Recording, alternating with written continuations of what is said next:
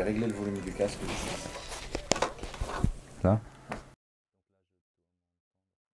La Loire en question.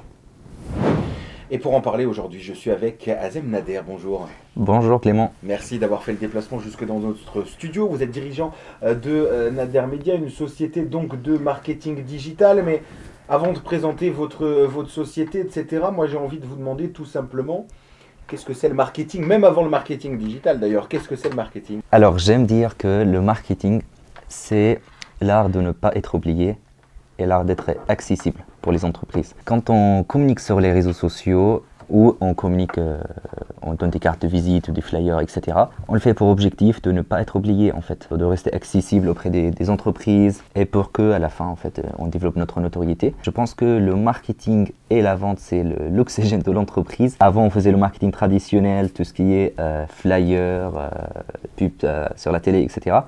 Aujourd'hui, avec les réseaux sociaux, avec les sites internet, avec le digital, on a plusieurs formats de marketing digital. On a la newsletter, c'est le marketing par mail.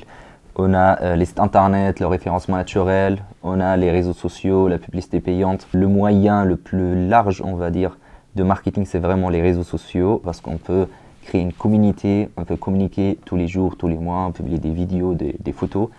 On peut recruter, on peut trouver des clients, on peut se faire connaître. Et on peut également lancer des campagnes publicitaires pour promouvoir une offre ou un produit. Je pense que c'est indispensable aujourd'hui. Avant, par exemple, on n'utilisait pas des téléphones. Maintenant, tout le monde utilise des téléphones. Avant, les entreprises n'utilisaient pas les réseaux sociaux. Et moi, je suis persuadé que d'ici quelques années, on va voir toutes les entreprises, tout type d'entreprises sur les réseaux sociaux, parce que ça devient indispensable. Même pour les factures aujourd'hui, EDF, tout est digitalisé, tout est sur Internet. Donc je pense que en fait, c'est pas juste un choix ou une question d'intérêt, c'est vraiment un besoin quoi, pour les entreprises. Après, ça va dépendre de l'objectif. Est-ce que l'entreprise a pour objectif de cibler le marché national pour se faire connaître? Est-ce que l'entreprise a besoin de juste communiquer pour recruter? Donc ça dépend de l'objectif, mais je pense que le marketing digital ou les réseaux sociaux sont indispensables aujourd'hui. Quand on communique sur les réseaux sociaux, par exemple, on est là pour donner de la valeur aux gens, donner des conseils, montrer notre expertise, montrer des exemples de réalisation ou des avis clients pour développer la preuve sociale et la crédibilité de l'entreprise. Mais l'objectif principal, c'est de se faire connaître, c'est de développer sa notoriété. Une fois on est connu, on a des gens qui nous voient sur les réseaux sociaux, etc. Ça nous permet de passer au stade suivant, ce qui est la vente, la conversion de leads. Mais la vente commence par le marketing. Si on n'est pas connu, on ne peut pas vendre. Donc c'est pour ça qu'on commence par le marketing, développer la confiance, créer le lien. Ensuite, on peut proposer notre offre pour convertir ce prospect. Il y a plusieurs outils. On commence par les réseaux sociaux. On a LinkedIn, Instagram, Facebook, TikTok, Instagram. Ensuite, on a des sites internet, on a des outils de mailing pour gérer une newsletter, envoyer des mails. Donc il y a plusieurs outils. Mais ça commence par les réseaux sociaux. Alors, je vais vous donner un petit tutoriel pour choisir la plateforme pour votre entreprise. Si vous travaillez avec les professionnels, vous êtes en B2B, vous ciblez les entreprises, je vous conseille d'aller sur LinkedIn les yeux fermés. C'est la plateforme où on a 83% des entrepreneurs. Il y a une étude qui a montré que 80% des entrepreneurs sont présents sur LinkedIn. Ça veut dire que 8 entrepreneurs sur 10 qu'on voit dans la rue sont présents sur LinkedIn, donc c'est la meilleure plateforme pour entrer en contact avec eux. Si vous ciblez les jeunes, les adolescents, il faut aller sur TikTok. Sinon Instagram, c'est pour tout ce qui est entre les deux, on va dire. Moi, je communique sur Instagram malgré le fait que je cible les professionnels. Mais entre Instagram, je pense que c'est indispensable aujourd'hui pour cibler ces deux fourchettes d'âge. Et Facebook, on est obligé d'avoir un compte sur Facebook, que ce soit pour lancer des campagnes publicitaires ou pour créer un compte Instagram. Donc créer un compte Facebook, parce que tôt ou tard, vous en aurez besoin. Je prends l'exemple de la prospection. Pour trouver des clients, on dit qu'il faut passer des coups de fil, il faut prospecter par téléphone. C'est quoi le rythme idéal? C'est de vraiment prospecter tous les jours. Plus on prospecte, plus on aura de clients. La publication sur les réseaux sociaux, c'est pareil. Mais je suis conscient que quand on démarre, on n'a pas assez de temps de communiquer une fois par jour, 2 fois par jour. C'est pour ça que je conseille de passer à l'action, en fait, de briser cette barrière qu'on a tout le temps entre la stratégie et l'action, en commençant à faire une publication par semaine, 2 publications par semaine, C'est tout. Ensuite, comment choisir la plateforme? Comme toute autre chose dans le marketing, ça commence toujours par la cible. Si par exemple on cible les adolescents, les jeunes, on n'a aucun intérêt de communiquer sur LinkedIn quoi, pour les cibler.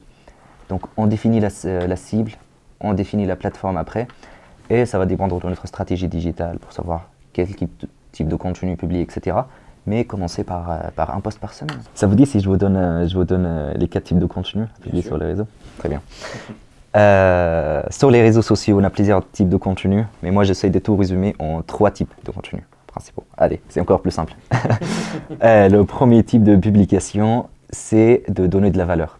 On appelle ça le contenu de valeur, parce qu'aujourd'hui, ça ne sert à rien de faire coller la promotion sur les réseaux sociaux. Les gens ils sont conscients, quand ils voient une entreprise qui ne fait que des publications pour promouvoir leurs produits, etc., ça ne va pas attirer l'attention. Donc on commence par donner de la valeur, donner des conseils, déjà pour se positionner en tant que conseiller plutôt que vendeur sur les réseaux sociaux. Ensuite, on a le deuxième type de publication, ce qui est la réputation ou l'image de l'entreprise. On peut publier une étude de cas de client, on peut partager des exemples de réalisation, on peut partager des avis clients. L'objectif, c'est de vraiment montrer aux gens en fait, qu'on a déjà des clients, les clients sont satisfaits, on maîtrise notre métier. Troisième type de contenu, eh bien, c'est la promotion. Là, vous avez la carte blanche. Une fois que vous avez donné de la valeur et vous avez créé le lien de confiance avec le prospect sur Internet, là, rien ne nous empêche de proposer notre solution. Parce que l'objectif final, comme vous l'avez dit tout à l'heure, c'est de vendre. Hein. Exactement. Vous avez déjà fait de la radio? C'est la première fois. J'ai fait des interviews en visio, mais de la radio. Ouais. Ah, c'est pas pareil les interviews, même par téléphone ou quoi, c'est pas pareil. C'est tout de suite imposé. Exactement. Dans les micros, etc. Et j'ai commencé un podcast il y a quelques temps. Ouais. L'objectif c'est d'interviewer du coup des entrepreneurs. Oh, super. Et donc, je vois comment ça se fait d'être de l'autre côté, mais être interviewé, pas trop. Je sais pas comment on va reprendre. Si, mais...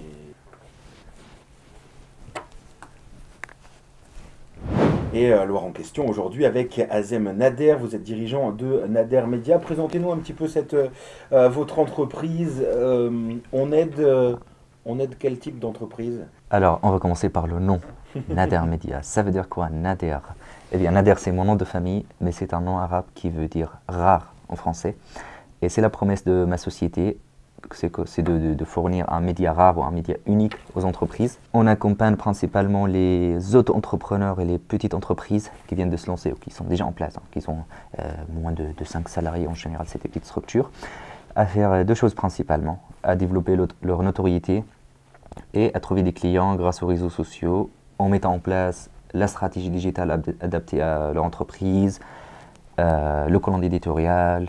On propose également des formations, des accompagnements pour les auto-entrepreneurs qui souhaitent appliquer la communication eux-mêmes pour à la fin pouvoir utiliser les réseaux sociaux comme un outil commercial pour développer son entreprise et son chiffre d'affaires. Comment le marketing digital finalement peut aider ces entreprises à rivaliser avec des concurrents quelquefois plus importants? Alors il faut savoir une chose, qu'aujourd'hui, dans le monde d'aujourd'hui, c'est plus urgent d'être mieux connu que d'être mieux dans son métier. Ça veut dire que même si on crée les meilleurs sites internet, même si on vend les meilleurs véhicules, si on n'est pas connu, on n'arrivera pas à vendre. Donc la priorité aujourd'hui, c'est de vraiment avoir une communication impeccable sur les réseaux sociaux, pouvoir créer une communauté, créer l'intérêt autour de son produit ou de son service sur les réseaux sociaux, en proposant bien évidemment des produits et de services de qualité. Parce qu'après, on ne pourra pas fidéliser les gens si on communique, mais derrière, on n'arrive pas à livrer. Donc il faut avoir les deux, mais en priorité, moi je mettrai l'accent sur le marketing, sur le fait d'être connu.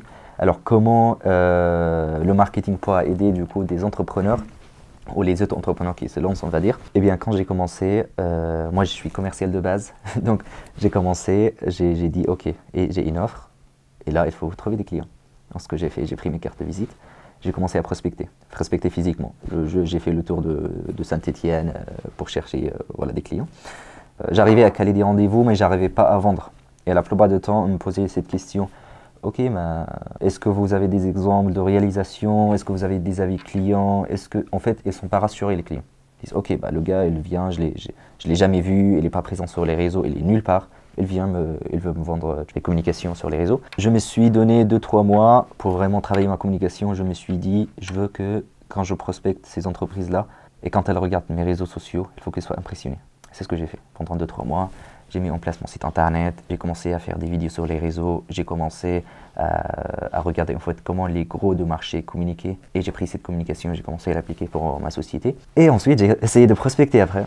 Je prospecte, bonjour, etc. C'est Azem de l'agence Nadar Media. Et bien quand j'ai commencé à prospecter, il y avait déjà la preuve sociale. Vous voyez, ah ouais, j'ai un site internet, je fais des vidéos sur les réseaux sociaux, je suis sur YouTube, etc. Ça a rassuré le client entre guillemets et deuxièmement ça m'a donné beaucoup plus de visibilité.